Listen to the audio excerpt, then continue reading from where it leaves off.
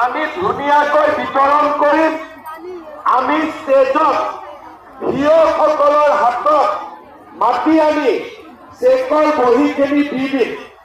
ভিঅ'সকলে ইয়াতে আমাৰ গ্ৰুপৰ সভাপতিসকল বহি আছে, সভাপতিসকলক লগে লগে চেকখিনি দি দিব আৰু সভাপতিয়ে আজিয়ে এতিয়া আপোনালোকৰ হাতত চেকখন দি দিব। ঠিক আছে, প্ৰথমতে ভিঅ'ক দিম, ভিঅ'ই গ্ৰুপত দিব আৰু গ্ৰুপে আপোনালোকক দিব। এই ফিল্ডতে চেক নোলোৱাকৈ কিন্তু কোনেও ঘৰত নাযাব, নহলে হাজবেণ্ডে জোকাব আকৌ, হয়নে নহয়? বোলে চেক আনিব গৈছিল, চেক কওক। গতিকে ইয়াতে আপোনালোকে ধৈৰ্যৰে বহি থাকিব। আমি ভিঅ'ক চেকখন দিম, ভিঅ'ই গ্ৰুপৰ সভাপতিসকলক চেকখন দিব আৰু সভাপতিসকলে ইয়াতে মেম্বাৰসকলক চেকখন দি দিব আজিয়ে আৰু এতিয়া।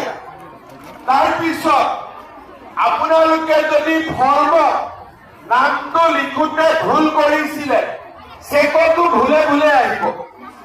যদি কাৰোবাৰ নাম ভুল আহে, আপোনালোকে আকৌ ভিঅ'ত দি দিব চেকখিনি।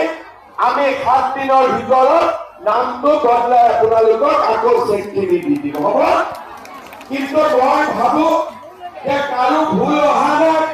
আমি নলবাৰীত দিলো, জাগিৰোডত দিলো, পাথাৰকাটিত দিলো, ধুবুৰীত দিলো, কাৰো চেকত নাম ভুল অহা নাই। মই ভাবো মোজাইটো নিশ্চয় ভুল নাহিব। পুনৰ এবাৰ মই সকলোকে ধন্যবাদ জনাইছো। মোক ডিচিয়ে কৈছে যে কোনোবা মহিলা বোলে 6টা বজাতে আহি গৈছিল, হয় নেকি? গতিকে আপোনালোকৰ কষ্টও হৈছে, সেইকাৰণে মই দীঘলীয়াকৈ নকয়। বহুত দিন এই টকাটোৰ কাৰণে আপোনালোকে ৰখি আছিলে।